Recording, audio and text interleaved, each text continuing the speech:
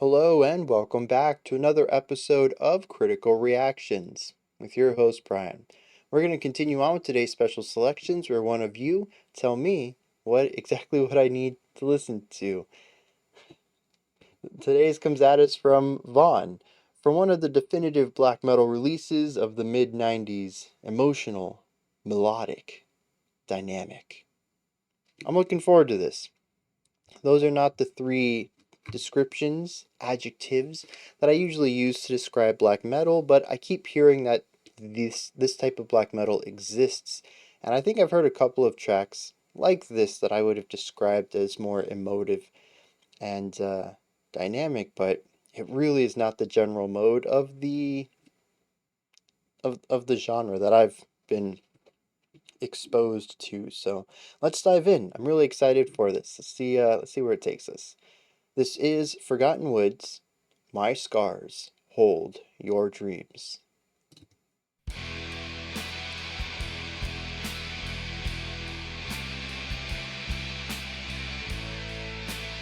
Oh, black metal with the bass guitar present in the mix.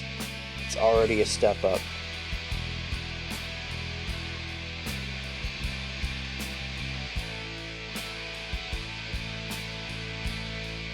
And as you can see, we're not at full volume yet either, so we may actually see some volume dynamics in this track as well. Really nice groove.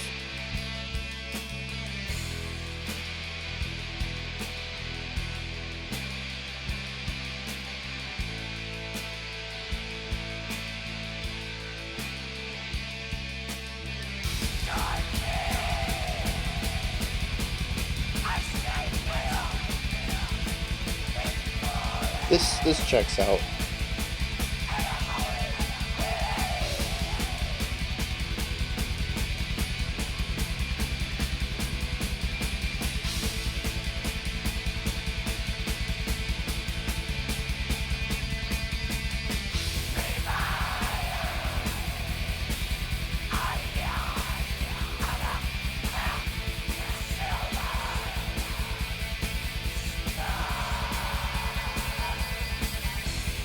An interesting production style, but kind of placed it in the 90s, and I don't know that it's particularly out of place.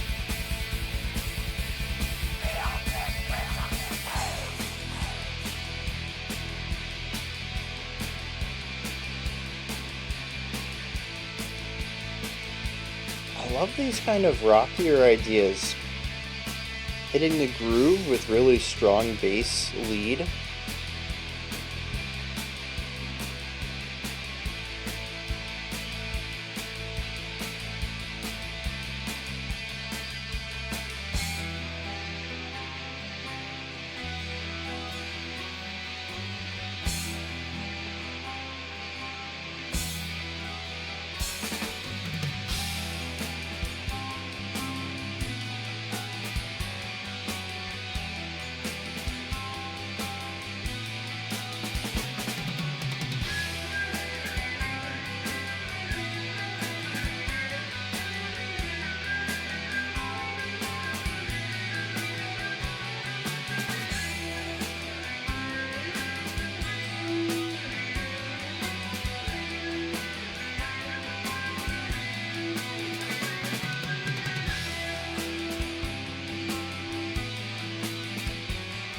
It's really interesting where the distorted guitar is more of a background sound against the cleaner electric guitars in the front.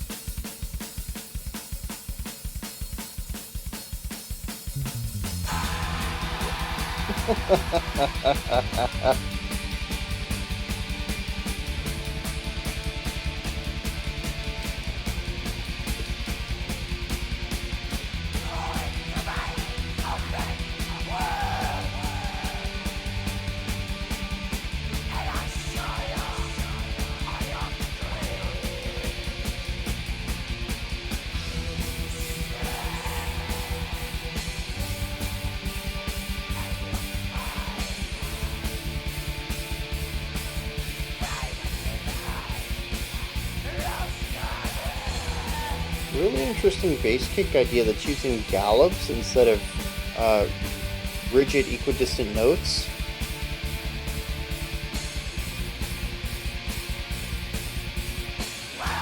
Maybe it's the production that made it sound. The bass kicks are really muddy.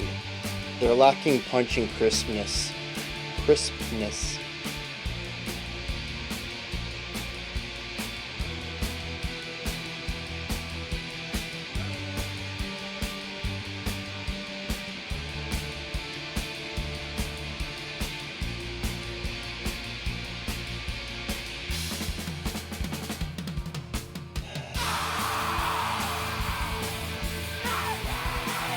What a wild drum fill.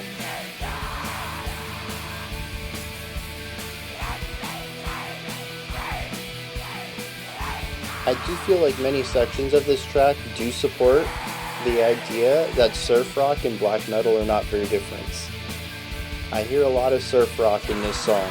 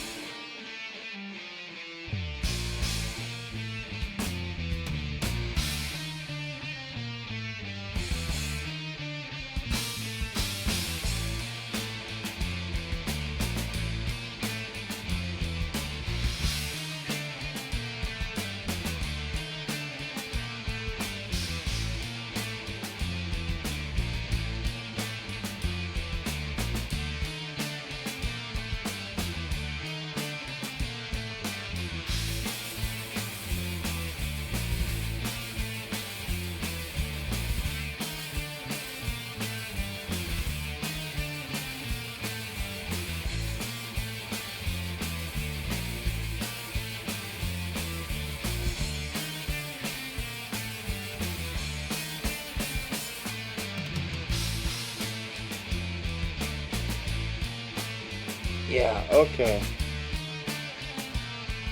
The riff with this beat and the drums, just, yeah. I can get behind this little idea right here.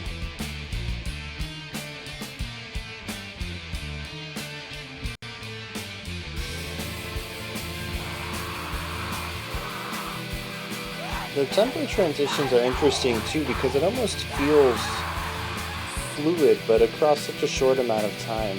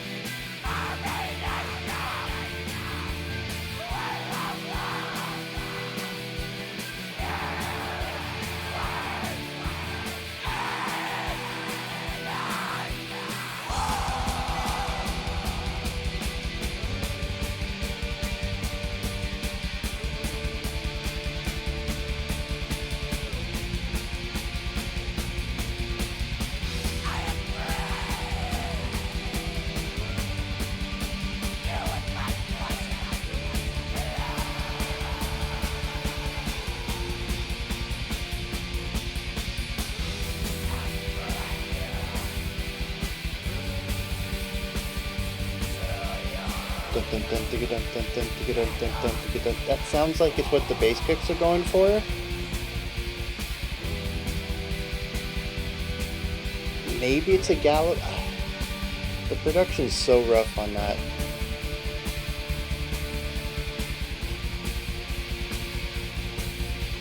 It's like the third time we've heard that drum pattern. I still don't know what they're doing there.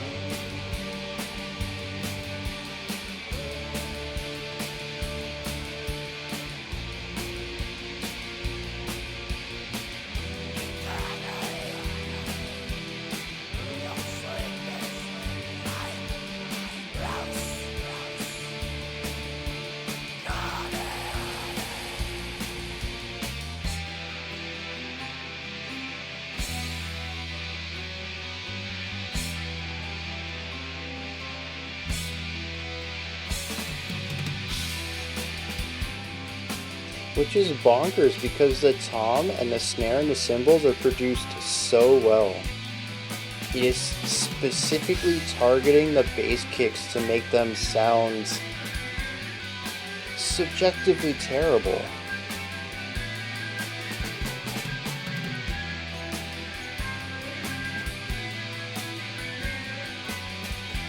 I wonder if it has to do with giving more weight to the higher end of the track, which it does. Aside from the bass guitar, this is a very treble heavy, mid to treble heavy track.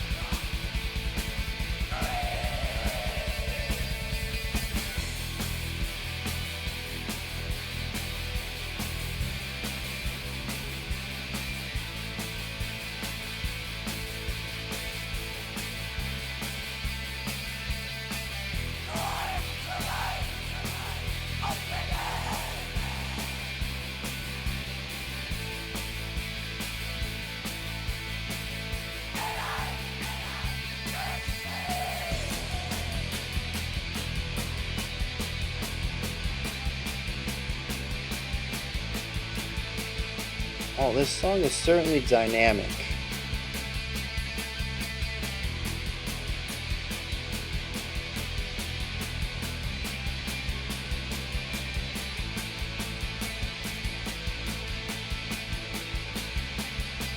It's never too happy with staying on one idea for more than 8 bars.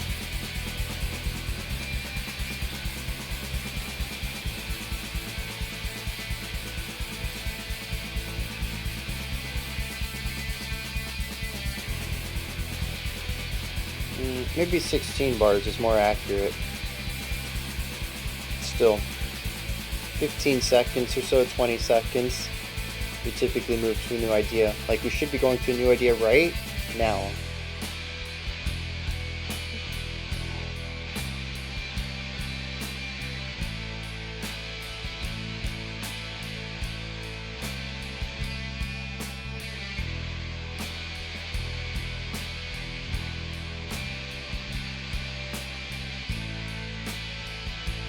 And we should be going to a new idea right now. Oh, we stuck on it. Okay. Made me look a fool. That's okay.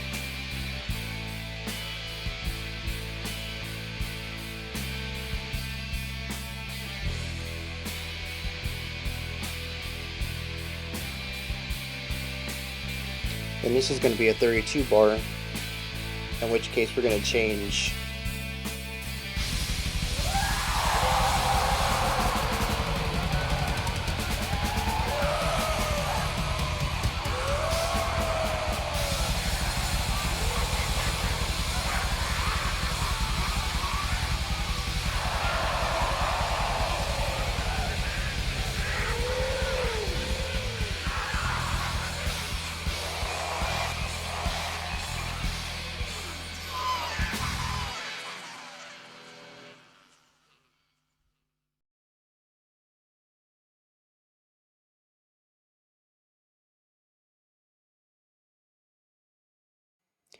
All right, so Vaughn had mentioned that it was emotive, melodic, and dynamic, and I don't think they're wrong on any of those fronts.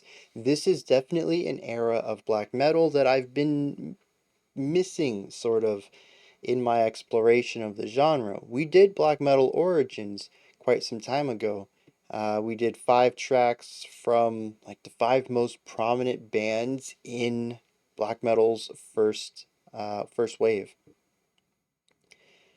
And a lot of the black metal I get given that isn't post black metal or folk black metal or experimental black metal, but still sort of true to the origins, is third wave, which is the style of black metal I'm just not a big fan of. Just 16th note playing all the time, rigidity in rhythm, and singularity in focus. Really, that wall of sound, overbearing black metal sound that you think of, or at least I think of when I think of the genre. It's that third wave stuff. Second wave is where, from my understanding, a little bit more experimentation was done to further explore the sounds, and I say sounds plural because there wasn't a unified sound yet, that the first wave bands were doing, and really seeing how far it could be taken in new directions before some of the rougher sides got sanded down and we formed the third wave, the predominant identity of black metal. This is the second wave stuff, I think. I could be wrong on this, but I think this is the second wave stuff that we just haven't really covered much on the channel. I think we got a little bit done with Psy. Um, but for the most part, whenever I say I don't like black metal, there's a few people in the comments, they're the same people every time, and I really appreciate their vigilance in ensuring that I know that there's a blind spot in my exposure to this style, that I'm missing this second wave stuff though. And so there are moments in here where it's like, yep, that's black metal. But there's other moments that aren't. There's a lot of rockier sides to this, which I thought was interesting. And it doesn't know how to stand still at all, which is very different from the idea of black metal I have. Let me put it that way. And so, you know, it is dynamic. It is melodic. Emotional is going to be a subjective thing. I think the other two we can kind of quantify in a way. Emotional, it's more up to the listener. I think it's a subjective thing, and I'm going to touch on that in a bit. But spoiler alert, I didn't think this was very emotional. And we'll get into why, but it's going to be an opinion aspect, and I want to start with some more some more objective reads on what's going on here, and kind of look at what is happening rather than my experience with it. So let's start on the dynamics. This band does not know how to sit still. As I mentioned there at the end, a lot of our moments can be broken up into 16 bar phrases, in which case we will change what we're doing every 16 bars. Sometimes it's a minor change where one of the guitarists will just change their riff. Sometimes the drums will change their style, and we do have punkier styles, we have metal styles, we have rockier styles. The drummer is all over the place, but that's actually not atypical in black metal. We've listened to quite a few drummers in the black metal realm who are not afraid to incorporate rock and even punk elements into their drumming, even if the rest of the band, the guitars, the bass, if you can hear it, and the vocals are all doing very stereotypically black metal things. I think the drums are what, even within the true cult black metal fandom, are still allowed a bit more variety and wiggle room than any other instrument in the band. And so hearing the drummer be a bit more dynamic than everyone else and incorporate ideas from all over the rock spectrum is neat, but also quite in line with the genre as a whole. But, you know, the drums are sometimes what gets changed up. It's not necessarily that we're moving to a new section every 16 bars, but sometimes the drummer just goes to a halftime, or maybe they shift to the 16th notes. Sometimes they put a gallop in there. Sometimes they remove the bass kick entirely, or maybe the bass kick gets hidden somewhere. I don't know. When we get to production, that bass kick. It's not always 16 bars. At the end, of course, I showcased a 32 bar phrase, but they don't like to stick with anything for too long. We see tempo shifts in here. We don't see any time signature changes, but we do see atmospheric and feeling changes. Halftime, double time, aggressive, a little bit more atmospheric, more focus on chords, more focus on melody. It is a dynamic song. It's too dynamic for my taste to touch on it a little subjectively, and not all of the transitions felt great to me. They were all rough, so I'm trying to sort of just ignore the fact that they like to smash ideas together. But even looking at what one idea was doing and the next and trying to find similarities or through points or any sort of direction to it, I feel like the song was more of a whirlwind than a journey. And, maybe that's what they were aiming for. But I found that personally, my attention span for their wild shifts, wild and frequent shifts, it waned after some time, and I do feel like the song dragged on. I don't know. Some of the sections felt familiar. Sometimes we had callbacks. I don't know if this was a rhapsody or if it was like five ideas looped like six times. Um, I'm not really sure, but certainly by the 7 or 8 minute mark, I really thought the song should have been over, and I was like, oh dang, we're only halfway done with this thing. And even at 10 minutes left, I was checked out by then. It was too much dynamics for me. But that's a subjective thing. Some people are going to love it, and of course, like I said, there might be an artistic purpose for the whirlwind as well. Um, but none of the ideas really worked well against each other, and they changed so frequently.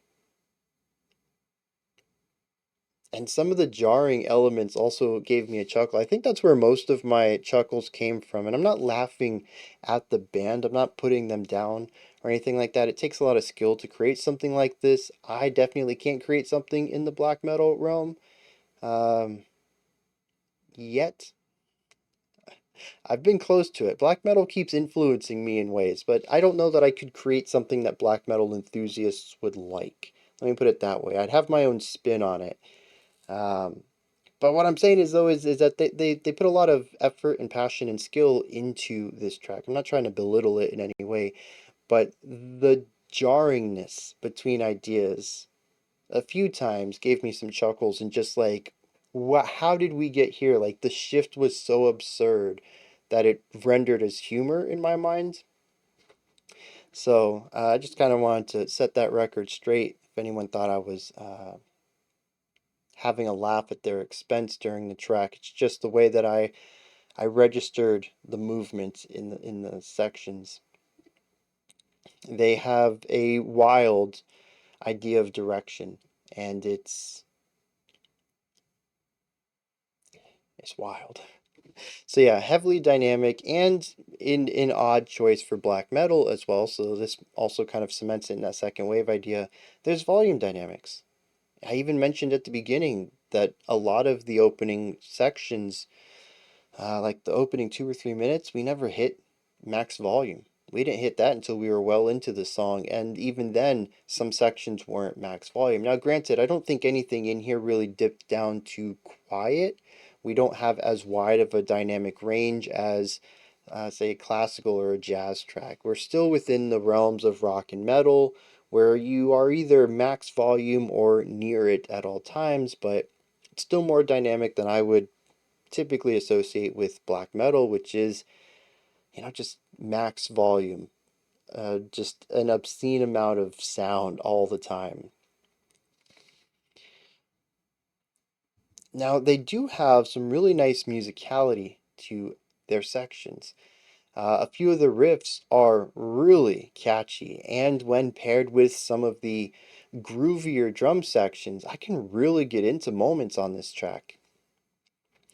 Um, The bass work is well done as well, frequently working within a sort of a walking bass line idea, sitting around root tones for a while, but never exclusively. There's always some sort of lick that comes at the end of, if nothing else, every four bars in order to incorporate a bit of movement from the lower end aspect of this track, which again we'll touch on production, but the bass is sort of alone down there, really the only instrument in the bass range. And so it carries a lot of weight down there in trying to create a song that isn't top heavy, which a lot of black metal kind of is, and yeah, when we get to production. But there are some really nice bass licks throughout here. We had that really nice transition where the drums were doing something, I think, and then we had this nice rundown on the bass leading us into the next section, the next bar that gave us the full band. That was pretty slick. So I mean, just having the bass presence, having the bass play melody lines, the catchy riffs on the guitar in places. Yeah, this is a bit of a melodic track. Um, I kind of want to put a like melodic for black metal, but I don't know if that's necessarily true. They do have some sections I think that could stand out without the qualifier. But the majority of this is still focused on chords and atmosphere. The melodic sections are more sparsely utilized than the atmospheric ones. But like I said, they do have strong riffs when they decide to go in that direction, and a lot of it still kind of gave me surfer rock vibes. And I think this is a really strong example, as I mentioned earlier, that black metal and surf rock really aren't that different. It's really the production and you know the amount of notes. Black metal likes to play a lot of sound. But yeah, I'll say this is a melodic track. And of course, there's a lot of riffs in here, given that they don't want to sit on one idea for very long. And so I feel like black metal, with a lot of its static elements, generally speaking, and singularity of riffage, although usually having dual lines and creating harmonies through that, this is very dynamic against what I expect from the genre. Melodically dynamic against what I expect from the genre. They also had the choir vocals. It wasn't a choir. It sounded like the rest of the band members because it intonation wasn't really a desired aspect of it. You know, if everybody happened to sing in tune, that's fine. But it was more of like gang vocals, but like they were all singing. They weren't like going for that punchy spoken word kind of thing that group vocals tend to do in rock and metal. It was still singing, but they were all like sort of singing their own pitch, but it was kind of fine. I don't know. It's a weird way to think about it, but that's kind of how I interpreted those sections. But yeah, that created extra layers of melody and harmony on top, which were a nice change of pace to some of the more straightforward sections. Now there is an elephant in the room. The one instrument I haven't talked about yet. And that's the vocals, and this is just I'm just gonna umbrella topic this emotion. I feel like the people who are going to find this a highly emotive track are the ones who are going to connect with the vocal delivery. I don't. And it's interesting. I was talking with the dude behind, what is this band? I don't want to butcher it.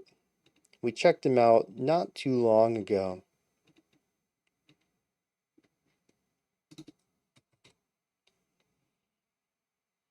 Shalmagognar. I think I still butchered it. I was talking with him in the comment section of Follow the River because during that analysis, I had mentioned that I would have liked some clean vocals in the track, and he was like, no, clean vocals would have ruined it. I don't connect with clean vocals, they don't feel emotive enough to me. He said something along the lines of harsh vocals feel like emotion contained sonically. Like the emotion itself has taken on a physical presence through sound wave. I'm doing a lot of paraphrasing here, and has like become the sound. I don't remember the comment exactly, but he connected with Harshes more in that manner. And it kind of dawned on me at that moment when I read that comment, and I was like, I don't. I mean, in a sense, harsh vocals do emphasize and exaggerate emotional connection for me, but contextually, which is probably why I gravitate to post-hardcore and other genres that frequently utilize cleans and harshes together, because the harshes are then used as kind of accents when you want to really emphasize something. And so it does feel more than the cleans. But in a track like this, for my relationship to harshes and all that, without the contrast, you just have the one idea. And like I talk about with contrast all the time, especially when we refer to volume contrast, if you want your highs to feel loud, you really need to contrast it with quiet. If your song is loud for 13 minutes, people's ears adapt and it's no longer loud anymore, it's the norm. You need the point of comparison. How does this stop being the norm? Well, tell me what quiet is. Tell me what louder is. Give me another point of reference. And that's how I relate to harshes as well. The harsh in here starts off a bit desperate for me. It has a bit of that DSBM style of shriek, but after the first verse or so, it's the new norm. It's not an exaggerated display of emotion. It's just the base level of emotion this person's at. And so I really need another level in order to connect emotionally. I need another reference point. If it's like a graph. A graph with one point of data isn't informative. You need more, and the more points you have, the more informative any of it can be, which is probably why I love multiple harsh styles, multiple clean styles, multiple vocalists. If I'm going to engage with the human delivery in a song, which is going to be the spoken word, the voice, everything that comes naturally from humanity, um, I'm going to need a lot of points of references to engage with it. And lyrics are another point of reference. And it's possible when I read the lyrics here, maybe things will line up as well. But just on a musical level, it became background noise at a point, and that is the opposite of emotional connection. And that's why this song doesn't resonate with me emotionally, at least on a first time listen. It's my issue with a lot of metal. Specifically, what I've talked about in the past is that when it comes to harsh vocalists, I tend to gravitate towards those who have a wider variety of harshes. It's one of the reasons why, despite not really liking deathcore very much, Will Ramos and Lorna Shore was a deathcore track, whatever that track was. Into the Hellfire, is that something like that? When that song hit though, and I reacted to it very positively. I think a lot of it is due to the variety and contrast in his vocal delivery. It allowed me to have multiple reference points for the emotional level of his vocals and connect with it on an emotional level that I typically can't with people who are purely singing in harshes. And it happens here as well. It becomes a background sound to the more dynamic elements of the track, and the rest of the track I don't think is very strong on an emotional level. We certainly have a few atmospheres, but it's nothing I think that would move me. A lot of the atmospheres are still very rock or metal oriented, whether that is pure aggression or just, a heavy sound. Um, and so, like I said, I wanted to save this closer to the end because it is a subjective element, and I figured this would be a good place to present these ideas since I had just kind of discovered this whole thought process thanks to the dude behind Shalmaghnar. Dude, I'm so sorry. If somehow you end up watching this video, I'm so sorry I mispronounced your band like twice now. uh, I can't even remember if I pronounced it correctly in the reaction for that video right there. Um,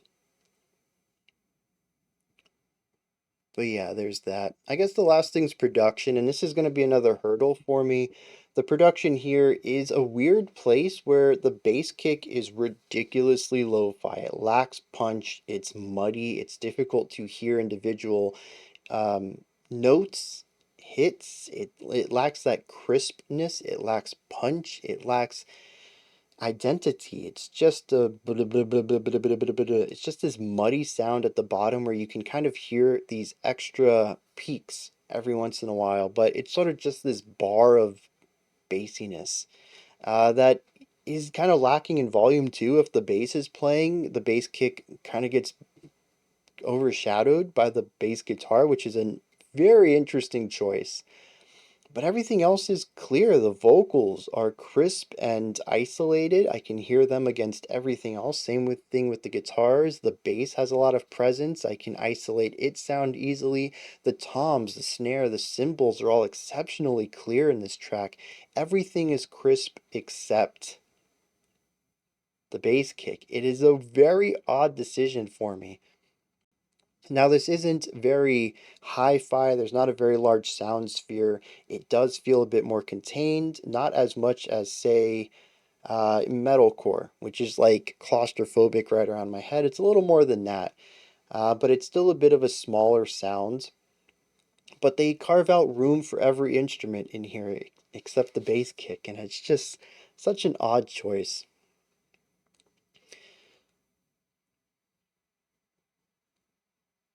But I am glad I've heard this song. I think it presents an interesting compositional route for black metal where I can see its ties to the genre as a whole and sort of the stereotypical sound I have it placed in my head while being very different and doing its own thing. There's a lot more rock influences here than metal, and even lighter metal sounds in here, like more balladic riff writing that occurs in some of the slower sections.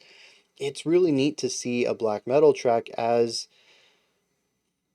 well dynamic as this one, even if I think it was a bit too far, swinging the pendulum in the opposite direction with the equal amount of force to the rigidity black metal usually has. Now we're on the other side of the spectrum. But I appreciate seeing this different side of the genre. I'm gonna get some lyrics, like I said, that might change some of my perception on the vocals, and hopefully it'll kind of put into perspective a bit of the wild, chaotic whirlwind energy that the structure of the track has. And I mean, the lyrics can kind of go in a couple of ways. It is about two people, one who has power and wants the other. It says, "Join me, I say, beyond the forest and the holy lake, be mine. I yell under the silver stars, beyond the crimson haze. Crawl into my open wounds, and I'll show you all your dreams. Search, and you'll find diamonds in my rose garden. Oh, how neat you dance between the ancient trees. Dance, beloved one, I laugh in your dreams. Crawl into my open hand, and I'll clench it." All of these ideas of seeing this other person and saying, hey, join up with me. This could be read in more of a romantic way, but given black metal, I also kind of want to read it in more of a demonic way. Somebody who has power, literal power to give, right? That kind of idea. They don't really go into any detail, so I'm not sure how it should be read. It's left a bit vague, but those core themes are present throughout all of this. There's also a differentiation here between the power of the narrator and presumably I don't know if I should necessarily say the lack of power in who they're looking at, who they're talking to, but a type of softness to them. They are in the forest past the holy lake. They are searching for diamonds. They dance between the ancient trees. There's a softness to them that the narrator doesn't have. The narrator has open wounds. They yell under crimson hazes. They don't dance, they watch the other dance. There's also a lot of more negative metaphors going on here. The idea of crawling into open wounds. Um, it's not exactly the most romantic, I should say traditionally romantic idea, but what it represents, I think, is still a romantic concept, bearing oneself to another. I'm an open book. You can see everything I am. Open wounds could be mistakes of the past. It is called My Scars Hold Your Dreams. The idea of just completely opening yourself up to somebody else, including your mistakes in the past, the things that have hurt you, your wounds. There is a romantic angle to it, even if the phrase itself is not traditionally in that romantic concept. So that certainly alludes a little bit to that reading rather than more of a I'm a demon and I'm going to give you powers kind of vibe. The end, though, says, I embrace you with my poisoned blood and drag you to your bed of thorns. Eternally you'll sleep in my rose garden. Fear me, and I'll give you claws. And this is where it sort of takes a bit of a very negative turn for me, particularly the idea of going to a bed of thorns, the poisoned blood. It seems that there's toxicity on both sides that was sort of alluded to a little bit for the narrator, but is now shown to be present in both sides. Um, both people are going to get hurt out of whatever this is. But the idea of um,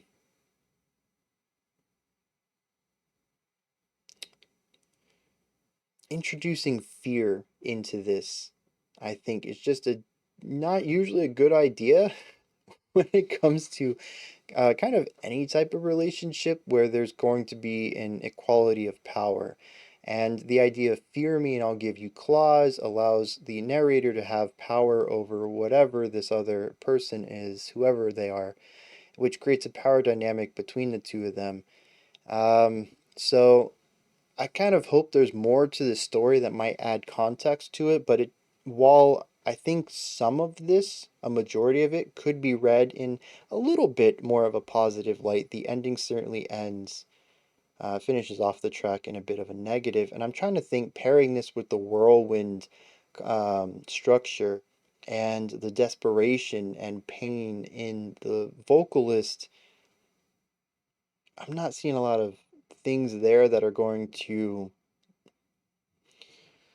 I'm going to lightly use this word because I don't know that I have a better word in my vocabulary for it. The lyrics don't justify the some of the compositional direction here. Um, and so my grievances with the chaotic structure and the vocal delivery aren't again justified by the lyrical story they're trying to tell, and in such my grievances stand with them. I don't feel like they help me personally, this is all subjective, appreciate what the song is doing, and they create hurdles for my enjoyment of it. But despite those subjective criticisms I have for the track, it still does a lot of really cool things and introduces me to a new side of black metal. So I do appreciate that. And there are some really cool moments in here, and I really love that groovy bit somewhere in the middle with that sick guitar riff and that nice, chill, syncopated rock beat on the drums. Just a great moment. Putting um, the really hazy, grainy black metal guitar work in the background as a texture to that moment. I mean, it was just a perfect little section of the track, and I'm glad I got to hear that, if nothing else. All right, those are my thoughts on Forgotten Woods' My Scars Hold Your Dreams. Let me know what you thought of this track. If there was anything that stood out to you, anything you'd like to add on to what I said, correct me on, give me your own perspective or opinions on, put all that stuff down in the comment section. Above the comments in the description box is a link for Linktree. It takes you to this menu. You can find my music, ways to support the channel, a link to the Discord server, and so much more. Above that, if you could, like, subscribe, and ring the bell. I greatly appreciate all three of those. We do have one more special selection today. Otherwise, I will be back tomorrow. We're going to check out some brand new music from Blink-182 and Steven Wilson. Until next time, remember to be critical, not cynical, of the music you listen to, and have a fantastic morning, afternoon, or evening whenever you choose to watch my videos.